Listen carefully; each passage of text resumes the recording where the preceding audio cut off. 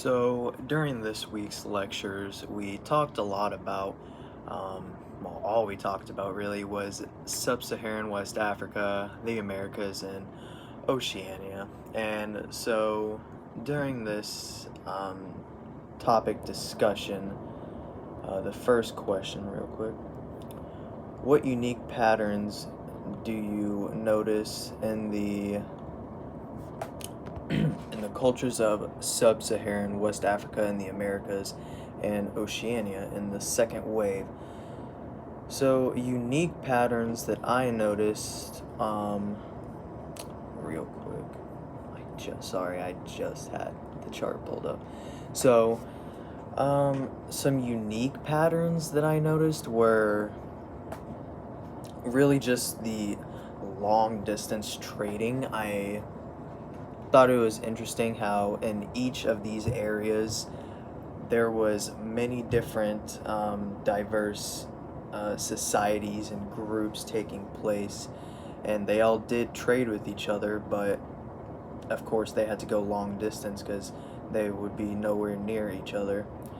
um, Another interesting pattern or unique pattern that I saw was just religion and stuff, because this is when Christianity started to grow and be implemented, and you saw this in Africa, not really so much the Americas or Oceania, because they still had the polytheistic, using the gods to explain things that they could not yet explain with science.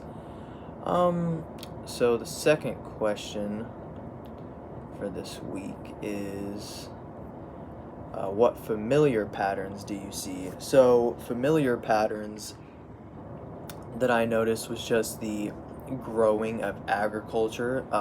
We see societies as time moves on and tools start to advance, they start switching from hunter gatherer to agricultural type ways, irrigation, farming. In the Americas, they were also farming, they were creating not creating, but growing maize, beans, etc. And we see this everywhere except for Oceania. They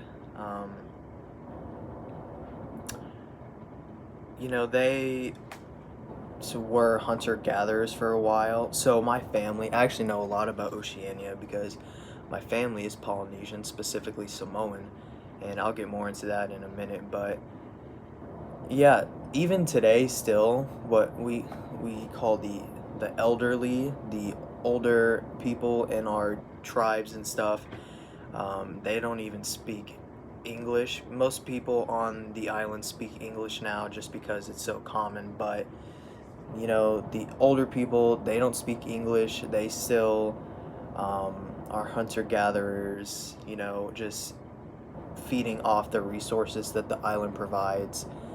And that's what we see in second wave Oceania, but later they do eventually figure out agriculture, farming, and even now today in the islands they have stores and things like that.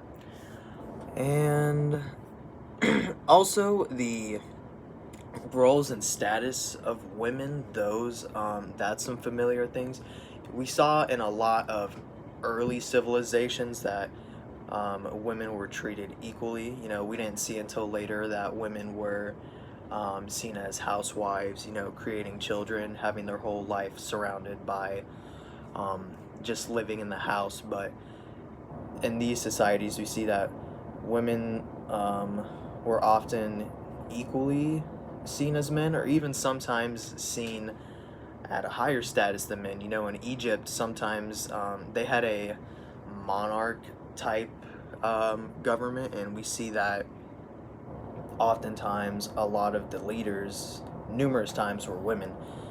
And in the other two, the Americas and Oceania, they weren't. I won't necessarily say they were equal, but they had high status. They had purpose. They had roles that were seen as important. They weren't just housewives, as I said. They had important roles in these societies. Like I said, my family is Samoan, and their form of government is chiefdoms. And so my uncle is actually the chief of our tribe. My mom and her sisters are seen as princesses, but after my uncle, for the who's in line to be chief, it goes my older cousin, my older brother, and then me. So that's pretty interesting. Um, so what observation can be made about all second wave people across the globe, if any? Um,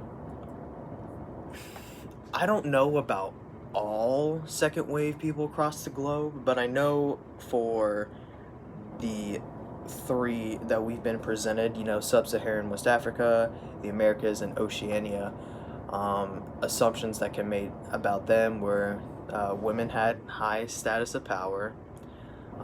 I also didn't touch into this, but uh, their hierarchies and social status were based on wealth and luxury goods and things like that.